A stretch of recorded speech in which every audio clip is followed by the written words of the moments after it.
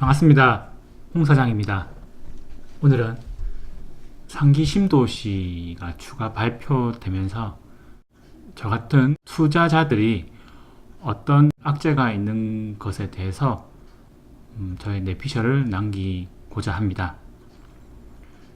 오늘 상기 신도시가 발표되면서 부동산 재테크 커뮤니티들의 글들을 보면 대부분의 사람들이 부정적인 생각을 피력하였던 것 같습니다. 집 한 개가 있는 사람이거나 다주택을 보유한 투자자거나 어느 지역을 사서 들어가려고 했는데 상기 신도시 발표로 인해서 그 집을 진짜 입주해야 되는 것인가에 대한 고민을 많이 하는 것 같았습니다. 사실상 상기 신도시 발표 그리고 중소형 택지지구를 통해서 주택을 보급하는 이 정책은 무주택자분들에게는 무조건 호재겠죠. 2, 3년 전부터 무섭게 치솟았던 그 주택 가격들이 이번 공급 정책으로 인해서 어느 정도 안정을 찾을 것이고, 그로 인해서 무주택자분들은 집을 내 집 마련하기 한결 쉬워질 수도 있고요.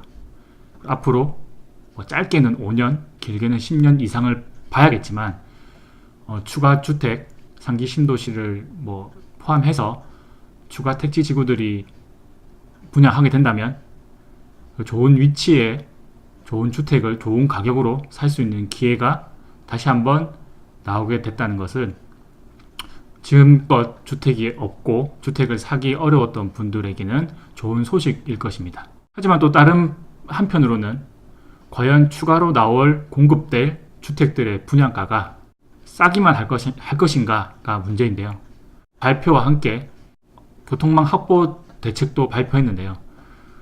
이것이 정말로 추가 공급 정책과 함께 동시에 이루어진다면 정말 좋은 입지를 가진 상기 신도시와 추가 주택이 될 것이고, 과연 그러한 주택들은 싸게 분양할 것인가가 최대 관건인 것 같습니다.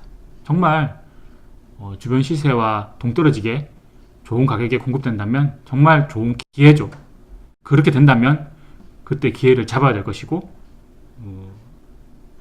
많은 분들이 좋은 주택을 가질 수 있는 기회라고 생각됩니다. 하지만 투자자들은 그렇게 좋은 기분은 아닐 것 같습니다. 저 역시도 공급이 늘어난다는 것은 투자하는 입장에서 좋은 소식만은 아닙니다. 이번에 특히 화제가 되었던 것은 고양 신도시 발표인데요. 특히 파주 쪽이나 일산 쪽에는 실거주하고 계신 분들도 그렇고 투자자들도 그렇고 많이 실망을 한 것 같습니다. 저는 파주 쪽에는, 특히 경기도 북부 쪽에는 따로 투자한 물건이 없어서 크게 피부로 와닿지 않지만, 이번에 발표된 고양 신도시는 정말로 입지가 너무 좋은 곳이라서 그 주변의 신도시들이나 택지지구들이 어떤 영향을 받게 될지는 시간이 지나봐야 알 것 같습니다. 저 같은 경우에는 시흥 안산 쪽에 아파트가 있고요. 안양 쪽에 3채가 있고, 그리고 용인 쪽에 2채가 있는데요. 이번에 주택 추가 발표된 거에 관련된 부분이요. 시흥과 안산 쪽에는 안산 장산 지구가 발표됐죠. 13,000여 세대가 추가 공급된다고 하는데, 시흥 쪽에 있는 목감, 그리고 안산 쪽에 있는 중앙역 쪽에도 아무래도 공급으로 인해서 분위기에 영향을 끼치겠죠. 장산 쪽을 보니까 안산선도 신설될 것이고, 위치도 서울과 가까웠기 때문에 안산 쪽에 있는 수요가 몰릴 수 있고요.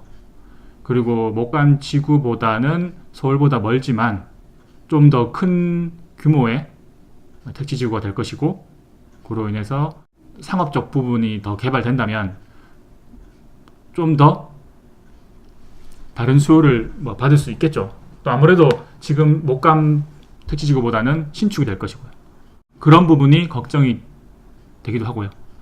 다행히 안양 쪽에는 큰 택지지구 발표가 없었는데요. 그것은 워낙 평촌을 중심으로 해서 재개발이 문제가 되기 때문에 추가로 공급될 것들이 있기 때문에 굳이 따로 추가 공급을 하지 않은 것 같습니다. 다행히 제가 가진 아파트에는 큰 영향은 없을 것 같고요. GTX만 잘 된다면 앞으로 주택 가격에는 문제가 없을 것 같습니다. 그리고 용인 쪽에는 구성역에 11,000세대가 추가로 공급된다고 했는데요. 이미 플랫폼 시티로 인해서 주택이 공급될 것은 알고 있었지만 이번에 상업지구를 좀 줄이고 주택수를 좀 더 늘린 것 같습니다. 그로 인해서 신갈역 쪽에 있는 아파트는 아무래도 개발 호재로 인해서 좋은 것도 있겠지만 나머지 부분들은 아무래도 공급으로 인해서 시세 영향이 있지 않을까 싶습니다. 아파트 가격은 크게 문제가 되지 않지만 그 11,000세대가 이제 입주할 때쯤에 또다시 전세 부분 세입자를 구하기 어려움이 있겠죠. 일시적인 전세가 하락이 있을 거고 그것 때문에 급한 마음에 급매를 치시는 분들이 계실 거고 그로 인해서 시세에 약간의 조정은 일어나지 않을까 우려가 되긴 합니다. 하지만 오늘 제가 말씀드리고자 하는 것은 이런 상기 신도시 주택 추가 공급에 대한 정부 대책에 너무 고민을 안 했으면 좋겠습니다. 주택이 공급이 됨으로 인해서 신도시 택지지구가 발표되고 구성되면서 주변 인프라 개발들은 자연스럽게 일어나게 될 것이고요. 그로 인해서 우리가 가지고 있는 이런 투자된 아파트들이 또 다른 혜택을 보지 않을까 싶습니다. 단순하게 본다면은 공급이 늘고 우리가 가진 아파트들이 더 구축이 되니까 신축으로 사람들이 몰릴 것 같지만 그렇게 인구 이동은 단순하지 않은 것 같습니다. 또 부동산 시장이 단순하게 생각대로 흘러가지 않는 것 같고요. 저의 내피셜로는 당장에 사람들이 추가 공급으로 인해서 매수 심리가 악화되고 위축되긴 하겠지만 우리들이 경험한 것으로 봤을 때 과연 추가 택지지구와 추가 신도시가 5년, 10년 안에 공급될 것인가를 생각해 봐야 될 것 같습니다. 만약 공급된다 하더라도 그 전까지는 우리가 보유하고 있는 주택들의 사람은 살아야 되고요. 세입자는 살아야 되고 또 추가 개발로 인해서 토지 보상으로 인해서 그 시장이 활성화되는 그런 부분도 잘 고려해야 될 것 같습니다. 만약 부정적으로 보게 된다면 또 부동산 시장이 지금부터 해서 부정적일 수밖에 없죠. 또 하지만 만약 긍정적으로 본다면 앞으로 있을 호재가 엄청 많습니다. GTX 그리고 광명, 시흥, 테크노밸리 앞으로 신분당선의 연장, 분당선 급행화, 수인선, 그리고 신안산선, 서부선, 고속도로 확충 등등 그런 호재들도 많으니까요.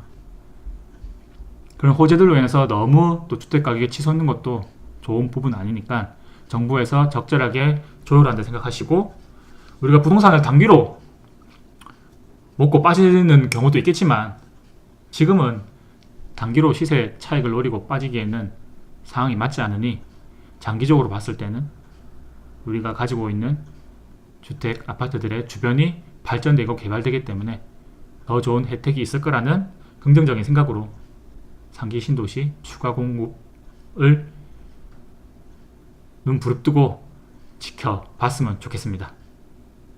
하지만 제 생각에는 5년, 10년 안에 2020년대에 이 개발이 이루어질지는 의문입니다.